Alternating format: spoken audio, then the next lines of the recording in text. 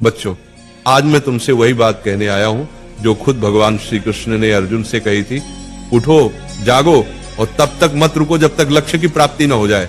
आज तुम्हारा रणभूमि में कोई युद्ध का मैदान नहीं, तुम्हारा रणभूमि है तुम्हारा किताबें और सपने, तुम्हारा गांडीव है तुम्हारा पेन, और तुम्हारा दुश्मन कोई और नहीं बल्कि तुम्हारी आलस्य, डर और टालमटोल है। क्यों पढ़ाई से भागते हो? जरा सोचो, जब भी किताब खोलते हो नींद क्यों आती है? क्यों मोबाइल उठाते ही दिमाग तेज हो जाता है लेकिन किताब खोलते ही भारी लगने लगता है?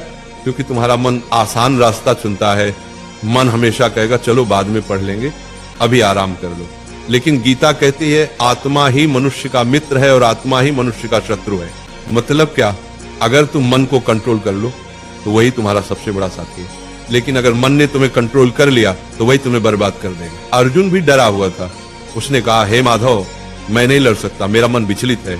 श्री कृष्ण ने कहा, हे पार्थ, उठो, तुम्हारा कर्तव्य युद्ध करना है और युद्ध से भागना अधर्म है। अब सोचो, अर्जुन को कुरुक्षेत्र का युद्ध जीतना था और तुम्हें अपनी पढ़ाई का युद्ध जीतना है। अर्जुन अगर मैदान से भागता तो इतिहास उसे कायर के रूप में याद करता। अगर तुम पढ़ाई से भागते हो तो आने वाली पीढ़ियां तुम्हें हारने वाले के रूप में जानेंगी। गीता का सबसे बड़ा संदेश है, कर्म करो, फल की चिंता मत करो। आज अगर तुम 5 घंटे पढ़ते हो तो तुरंत रिजल्ट नहीं दिखेगा, लेकिन ये मत सोचो कि मेहनत बेकार जा रही है। हर दिन का पसीना, हर दिन की पढ़ाई तुम्हारे अंदर ज्ञान और आत्मविश्वास का पहाड़ खड़ा कर रही है।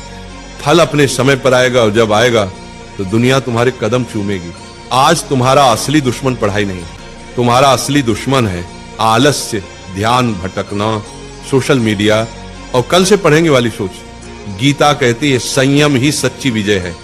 अगर तुम अपने दिमाग को मोबाइल से हटाकर किताबों पर टिकाना सीख गए तो तुम वही विद्यार्थी बन जाओगे जिसे देखकर लोग कहेंगे ये लड़का भगवान की दी हुई मिसाल है।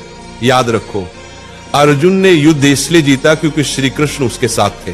तुम्हारे पास भी श्री कृष्ण है, तुम्हारे गुरु, तुम्हारी किताबें और तुम्हारा विश्वास। जब भी थक जाओ ये मंत्र याद करो, उठो अर्जुन, पढ़ाई तुम्हारा धर्म है, पढ़ाई तुम्हारा कर्म है। तुम्हारा धर्म अभी सिर्फ एक है, पढ़ाई। बाकी सब इंतजार कर सकता है लेकिन समय नहीं।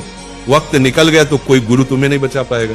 अर्जुन ने मैदान में खड़े होकर कहा था, हे माधव, अब मैं तैयार हूं, अब मैं अपने धर्म का पालन करूंगा। आज तुम भी वही कहो, हे प्रभु, अब मैं आलस्य से लड़ूंगा, अब मैं किताबों को अपना धर्म मानूंगा। आज से तुम पढ़ाई से भागोगे नहीं, आज से तुम किताब को दुश्मन नहीं बल्कि सबसे बड़ा मित्र मानोगे। आज से तुम वही विद्यार्थी बनोगे जिसे देखकर माँ बाप की आंखें गर्व से भर जाएंगी। याद रखना, पढ़ाई ही तुम्हारा युद्ध है, मेहनत ही तुम्हारी